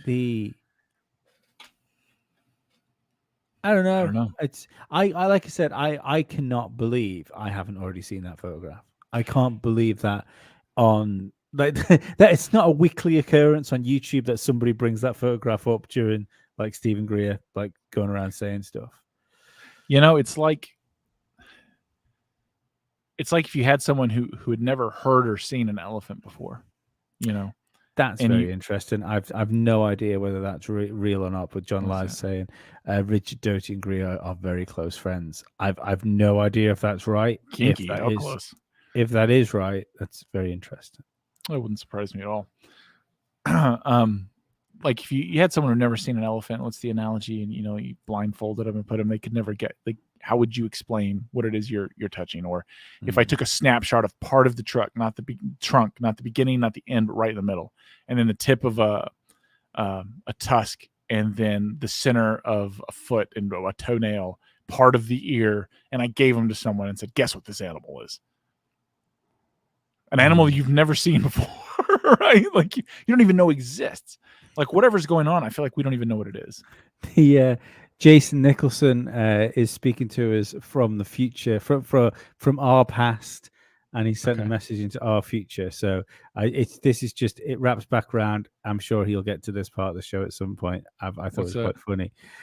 Jason Nichols, sorry, just started the stream. The Marines on a humanitarian mission who just surrendered to unknown forces that had a UFO. I got to be honest. So his whole thing was, one, they didn't know what was going on. Two, they were just kind of, and he kind of sounded like they were just wandering together, which shit happens. Yeah. They you had know, iPads tactics as well. breakdown, and then the guys kind of come out of nowhere and they're fucking on it with perfect angles. Yeah, they have the tactical advantage. Doesn't matter if you outnumber them. It just genuinely doesn't. If their weapons are at the ready and yours are not, and that's movie stuff. The reality is your hand just kind of goes in the air and you're like, you got me. You know? Yeah. That's, Interesting. you know. Well, I think there's loads more I want to talk about this stuff, especially down to what he was saying about trafficking and things like that. And we can't do it because otherwise we'll get fucking strikes. Unfortunately, as well, got to change our fucking intro because the music that we used to use that was copyright free appears to be not copyright free anymore. So yeah, it's turned up on, like, the copyright's turned up for something called TuneCore, which is a subscription service for Somebody bought it. Royalty free music. So I think that track we use, so we need to get a track that we fucking own. So that's unfortunate. Knowing that this show, that's a lot of episodes. It's only pulled the last 2. So I'm wondering if someone's bought it, if it has to start from a specific date. So it was free up until they bought it. Yeah. Okay. I'm not sure. I've no idea, but yeah, could be the comment. Could be the content. Yeah, it could be. But the last 2 episodes were pinged, so we'll have to change the thing for that. It's kind of a bit inside baseball. Don't need to be talking about this really. Rockfin Show will be on Wednesday. We will be here at 8:30. We'll set the stream up for an hour is too much. 8:30. We'll have a little chat about the sort of stuff we're going to talk about in the Rockfin Show, and then we will go balls to the wall without our overlords threatening to cancel us. Other than that, I'm looking through the comments. I can't see anything else that really. Wait.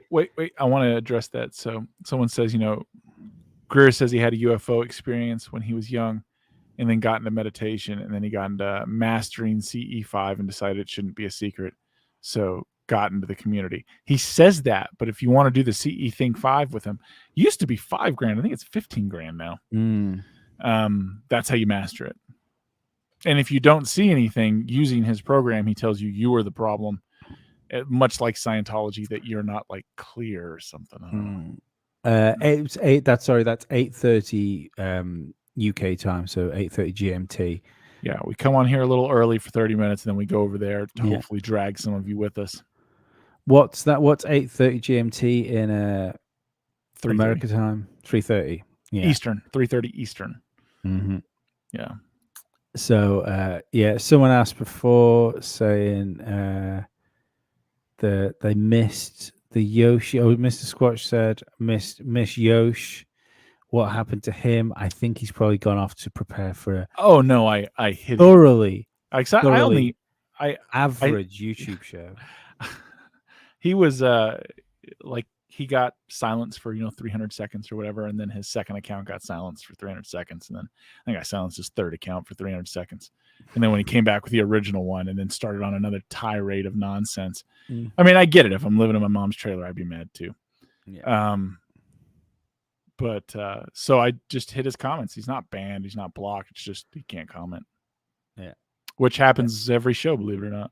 Yeah, no, Moody, we're not going live on Rockfin after this show. It's going to be Wednesday. Wednesday night is Rockfin night. Let's keep that in the dome. And like I said, unless it's Thursday night. Yeah, I think we'll probably go down the avenue of what this current disclosure movement is through the lens of a much more conspiratorial eye is probably the way to look at it, I think. We'll talk about crazy shit. Yeah. Other than that, thanks everyone. There was lots of people in the chat today. Most people were nice. Yeah, we had up to 81. 81. Yeah, I clocked that as well. I was quite surprised. Love the fact that you guys will come and spend a Sunday evening with us.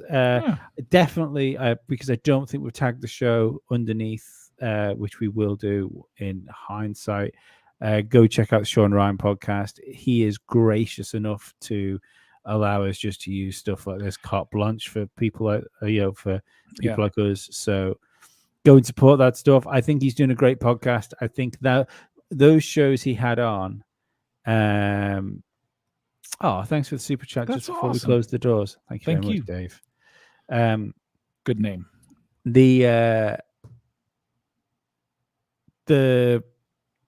These shows he's doing, I think, are the type of shows that Rogan would have done. Yeah, maybe 6-7 years ago. And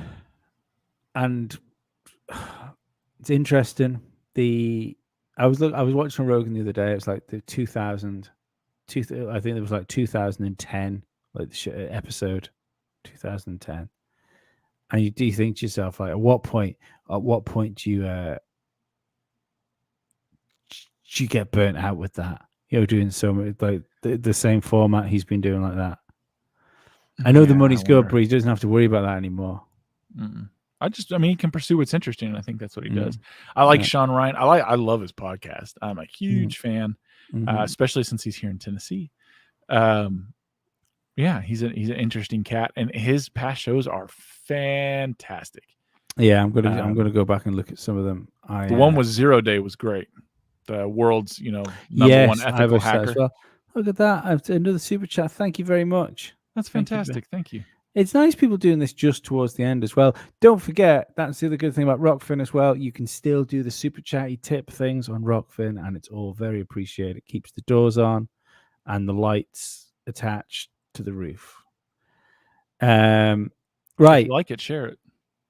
Well, yeah, share it. The thing, if you want to give, I always forget to do this as well. If you want to come follow me on social media, I am the Lee Stevens on Twitter. That's Stevens with a V, not a PH. I don't think Dave wants any of you to follow me on Twitter. But yeah, I'm good. I'm dead active on Twitter. Mr. Squatch jumping in with a $4.99 super chat. I'm trying to wrap this shit up here. God, guys. You got to do that, man. Thank you. Yeah, thank you very much. For those who don't know, we hung out with Squatch in Nashville. We did. We had some drinks in Nashville. We had Nashville hot chicken together. And I blew up a toilet. I still think about that chicken. Dude, I've had that. Like the next week, I was in Nashville again. I think the week after that, I was once again in Nashville. Like I'm fucking good on hot chicken. It was so good. So good. That, apart from the steak we had, I think that might have been my favorite thing we ate. I had that exact same steak twice in the same week. I sent you guys pictures. Yeah, I know.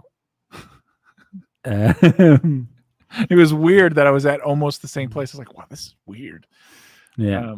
Yeah. And for Squatch, Raven's in the chat. I know I remember you from I remember your picture from being on the rock. You watched the Rockfin show last week, didn't you? That is a cool avatar. So for I don't know that Squatch knows this. I was actually at that same hotel we were at, Squatch.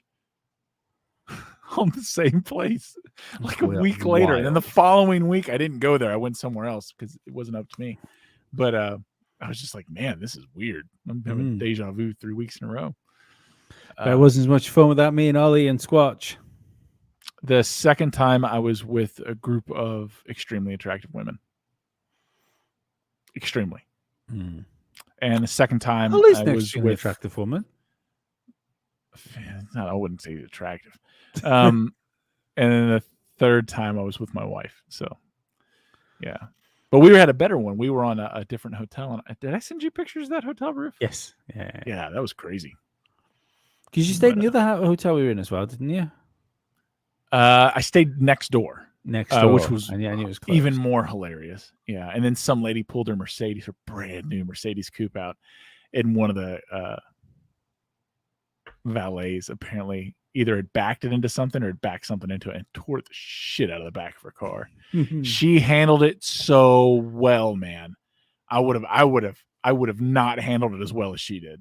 Like you could see her, she's like, oh my God, and you could see this rage, and she took a deep breath and she's like, that's what insurance is for. I guess I'm gonna have to talk to management. Let's pull it to the side and let's do what we need to do to handle this.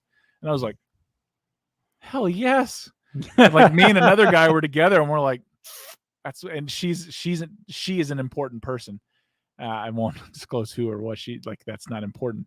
But I was like, that's why she has that job. Like that is a superhuman thing that your $280,000 car, whatever it was, just got smashed. Like, I mean, it still had dealer tags on it. Like, you know what I mean? Like, and she's just, all right, let's process this information. We'll deal with the emotion later. Just like, oh my God. Maybe she could get a job accidentally setting off earthquakes in New Zealand. She might actually already have that job. But I was actually talking to her about, she was really excited. She's like, yeah, I drove my car down. Normally I take the company car, or I fly in and have Uber take me. She's like, I just got it. And she like drove him from Northern Virginia, just outside of DC. And she's just like, oh my God. I was like, it's not funny, but it's funny. Like, and then because there was everyone was getting their vehicles waiting on valet. There was a huge line of people at this conference, and everyone's like, what the hell's going on? Like, this isn't normal. And like, maybe they're short staffed. They're not short staffed. What it was, I guarantee all the valets were like, dude, what are we gonna do? How are we gonna handle this? This is a problem. Because once the car showed, that guy immediately took off running to get more cars, and then all the cars started coming, so she had to move off to the side. And like, it was pretty clever on whoever came up with that plan, was just get everything busy to get everyone out. And I'm sure insurance covered it, and like, she didn't kill anyone immediately. It's not to say she didn't put a contract out on someone, which is totally possible. But again, she handled it better than I would. My wife and I were like, oh my God, I would not have. That was impressive. It even made me like, I should be better in life. Like, if she can do that over something like that, I can be better in life, right? So it's inspiring. Ian Watts is just messaging saying, hello from Australia. I used to work for a person. I did my apprenticeship with a guy called Ian Watts, is he from Australia? No, he's got family in Australia though. I don't think it'd be him. Maybe he moved back. Maybe he did. Maybe he moved down there. Maybe that's the same Ian. Ian, is that the same you? I'm going to say no. It could be. You don't know. Could be. Let's wrap this bitch up. Yeah, normal stuff. Wednesday, 8:30 GMT, Rockfin show. Wait, I have to address Moody. I was not at the strip club. These were all certain. I mean, any kind of way I describe it's going to make them sound like a sex worker. Can't call them professionals. I was going to say they're executive. Oh, that sounds like an escort. They're not strippers. They're not. They were actually all friends of my wife. So, and Dave I selling was people. Security. Huh? Dave was selling people. Not like you to prove it. Yeah. I was there. I was this gaggle's security for the evening. Is what I was doing. So that's why I was sending pictures. I was 100% sober. I'm sure you did an excellent job of it. That's right. Yeah, 8:30 we will be live on YouTube. 9 o'clock the Rockfin show will start. I've left the Rockfin thing in the description. Can I put it back there? There it is again. If you want to do that, go sign up to the Rockfin. Go do it now. Go and subscribe to us. I want you to.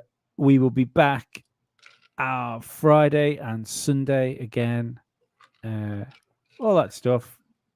Go follow. If you do TikTok, go follow us on TikTok. I put clips of the show up all the time, so you can go and do that. There's a Patreon if you want to look for Musty Audio. If you want to look for Alien Addict on Patreon, the link to the patrons there. We've got merchandise. If you want to be on the show, email Ollie. Yes, if you want, there is an email for Alien Addict UK, I believe it is, at gmail.com. If you want to speak to any of us, again, I am the Lee Stevens on Twitter. If you want to speak to me directly, I think that's it. That's it, man. Right. I probably, considering that there's 65 people still here, so just so you guys know, I'm trying to bully them into making stickers and posters.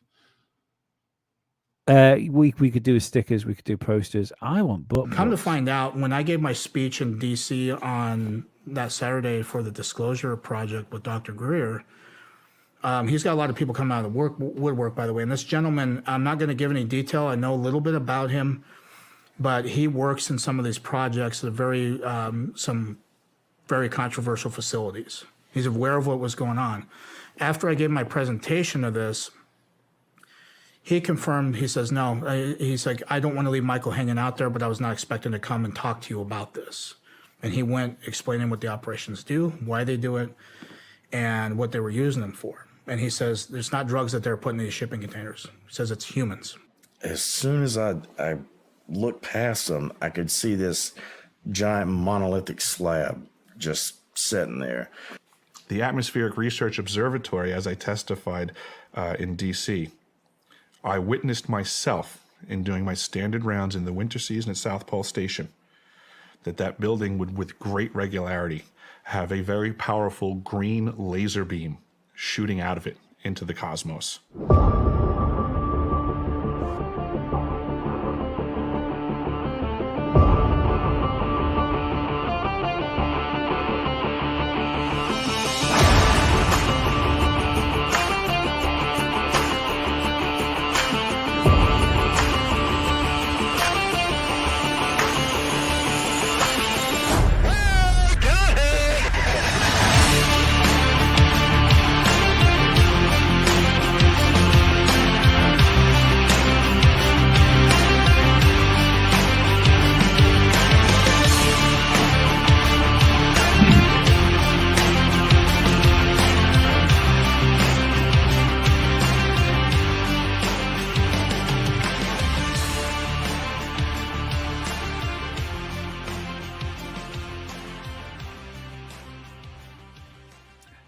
See, I don't think we should get into butt plugs. I think we need to get into the lube industry. We need to facilitate the pleasure. Everyone would expect a butt plug, right? Everyone sees that one. Well, I guess nobody sees it coming. And see, that's where we're different. You're more flexible than I am? No. Well, yeah. But I know. I get it. We heard butt plug. I know. So I get the fascination. I'm just saying, lube is a consumable good. Yeah, but right? This is the thing, right? Nobody wants to continue to use the same plugs. Nobody wants to continue. So I don't know if that's true. Dude, no, you're going to use lube faster. What it is, we make a really rough butt plug and a really viscous lube. Let me start. So imagine you've got your tube of lube, yeah? Okay. On one side is your lube. On the other side is a butt plug. Boom. Self-lubricating. Self-lubricating. What if you want it it's dry? a single thing. Well, you can no. I mean, no, because what the lube would come out of one. The flow? No, the lube would come out of one side, and then the other side would just be a prodder. Maybe. I don't know. I'm sure there's a market for it. We get Ollie. You could style them like double-sided lightsabers. I think Ollie would make Disney a fortune would love if he them. started. Of course, kidding me. Disney already has the line. But I think we should definitely get Ollie to make them with ceramics. Why isn't he throwing that on his mom's table, making pottery, making dildos? Wouldn't be the first thing that's been thrown on that table. Not hers. Yeah. Call it willitfit.com.